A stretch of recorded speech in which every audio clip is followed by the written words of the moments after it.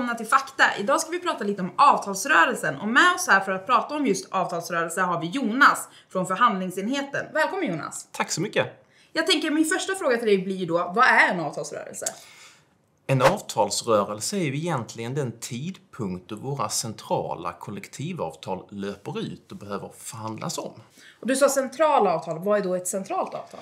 Centrala avtal är ju de avtal vi tecknar med olika arbetsgivarorganisationer, och det är olika centrala kollektivavtal för olika branscher. Jobbar du inom Sveriges kommuner och regioner så har du ett avtal. Jobbar du som sotare så har du ett annat avtal. Så de centrala avtalen är bundet till vilken bransch man arbetar i? Helt rätt, så är det. För olika branscher har ju olika utmaningar och därför behöver vi olika villkor som är anpassade till medlemmarna i de olika branscherna. Hur länge brukar de här avtalen gälla då? Det är lite olika. Det vanliga är ju att vi alltid yrkar på ett ettårigt avtal. Det är liksom det vi utgår ifrån. Och sen ibland så kan det bli längre utifrån att vi kanske kommer överens om olika saker i förhandlingen. Varför vill man ha ett ettårigt avtal? Ett ettårigt avtal, det är ju en bas att utgå ifrån, för då lägger vi ju våra krav och det vill vi ha igenom på ett ettårigt avtal. Sen kan det vara som så att kanske arbetsgivaren erbjuder oss i förhandlingarna att ja, men det där kanske ni kan få, men då kräver vi ett längre avtalsperiod. Och då kan man ju börja dela och förhandla med varandra och se om man kan hitta en lösning. Och då tänker jag också, vi pratar lite om förhandling här. Vilka är det som sitter med och förhandlar fram de här centrala avtalen? Man kan väl säga som så att vid själva förhandlingsbordet så är det ju vi ombudsmän från förhandlingsenheten. Men vi är ju långt ifrån ensamma i förhandlingarna. För vi har ju en delegation med oss, och delegationer består ju av medlemmar ifrån de kollektivavtal som vi förhandlar. Vilka är det som ingår i en delegation? Ja, men det är ju då medlemmar som faktiskt jobbar på avtalet. För det är de som, skulle vilja säga, kan hur verkligheten ser ut och vet hur de här olika avtalsskrivningarna funkar i verkligheten. Så det är så superviktigt att de kommer just ifrån sin bransch och jobbar på arbetsplatser med de avtalen som vi förhandlar. Så om jag är medlem och jobbar i en viss bransch och nu är det dags för mitt avtal snart att tecknas om, då har jag möjlighet att få vara med i delegationen och påverka mitt avtal. Verkligen, det tycker jag är något av det fina liksom, i en demokratisk organisation som Kommunal är. Att jag kan som enskild medlem vara med och påverka mina villkor. När det kommer till de här avtalsförslagen, hur vet ni vad ni ska förhandla in i de här avtalen och så det blir som medlemmarna vill ha i de olika branscherna? Ja, men det är lite samma tanke där. Det är ju medlemmarna som är experter. Så det är det ju faktiskt som så att varje enskild medlem som jobbar på avtalet kan skriva det som vi kallar avtalsförslag. Så det är grunden för att vi ska veta vad som är viktigt på avtalen och vad vi ska försöka trycka på och få in. Och det är också bra att veta att man kan vara med och påverka hela den processen. Och det är ju också en process som kan ta ganska lång tid ibland. Alltså medlemmarna skriver förslagen, sen ska det gå via sektion och avdelning upp till förbundskontoret. Och då sammanställer vi ju det och sätter ihop det just i den här delegationen som vi pratade om. Så det är medlemmarna som skickar förslagen, och sen så är det ju då medlemmarna som sitter i delegationen som prioriterar fram utav alla de här förslagen vad det är liksom det viktigaste. Men jag tänker också, hur många sådana här avtalsförslag brukar ni få in? Det ser ju väldigt olika ut, för vi har ju avtal som är olika stora. Alltså avtal som kanske har par hundra medlemmar till avtal där vi kanske har flera 100 000 medlemmar. Så det varierar. Men tittar man på de avtal som är de största så är det inte ovanligt att vi ligger på någonstans kanske upp mot 2-3 000 olika avtalsförslag. När det kommer till de här avtalsförslagen så tänker jag att det finns ju frågor som medlemmarna brinner lite extra för. Till exempel lönefrågan. Är det vanligt att ni får in många avtalsförslag med samma karaktär? Jo, men det är det. Lön som du säger, den är väldigt vanlig. Även OB-ersättningar när man jobbar obekväm arbetstid, att de ska bli högre än vad de är idag.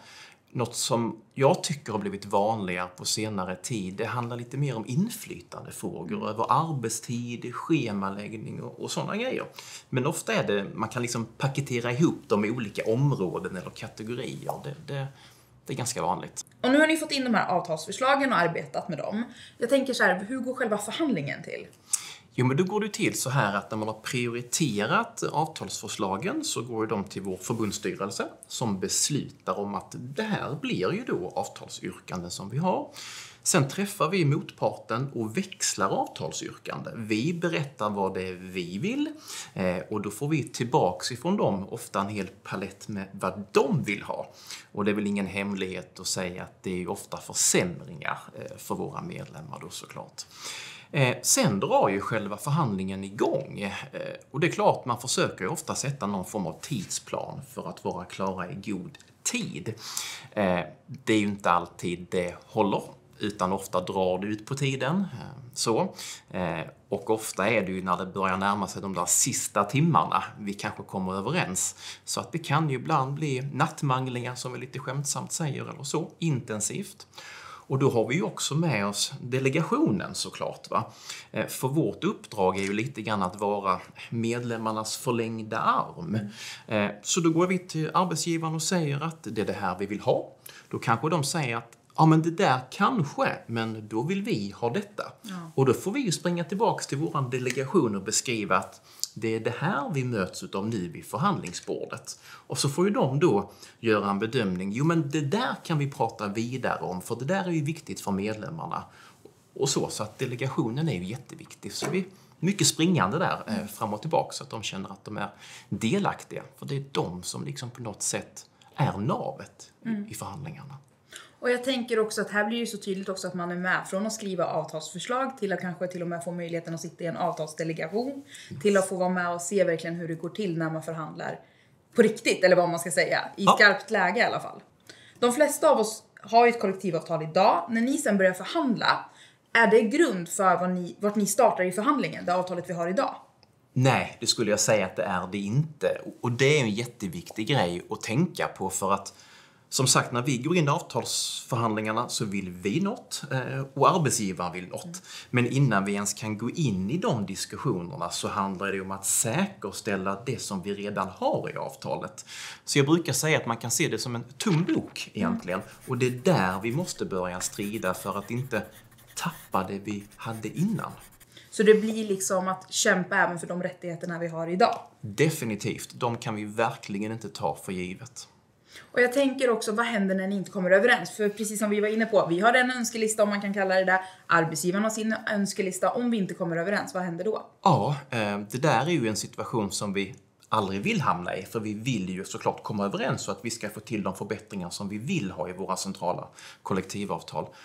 Men lyckas vi inte med det så kan man väl lite slarvigt säga att förhandlingarna bryter ihop. Och då är det som så att då kan vi ju hamna i ett avtalslöst tillstånd.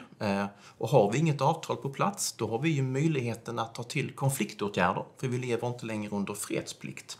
Och det kan ju vara allt ifrån att lägga övertidsblockader eller faktiskt gå ut i konflikt, alltså ren strejk då.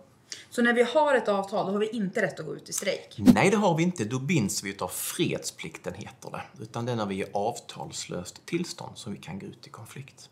Och jag tänker också nu när vi pratar avtalsrörelse, vad är det viktigaste inför en avtalsrörelse?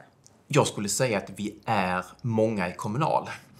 Organisationsgraden är direkt avgörande för hur vi lyckas i en förhandling. Och organisationsgrad, det handlar ju om hur många medlemmar vi har på varje kollektivavtalsområde. Sanningen är ju att om vi sätter oss i en förhandling med arbetsgivaren och 10 utav 10 personer är medlemmar i Kommunal, då har vi ett jättestarkt förhandlingsläge. Men om vi däremot går in i en annan förhandling och vi har 2 stycken utav 10 som är medlemmar i Kommunal, ja, då skulle ju en arbetsgivare kunna raljera och säga, ja, men varför ska vi gå med på era krav?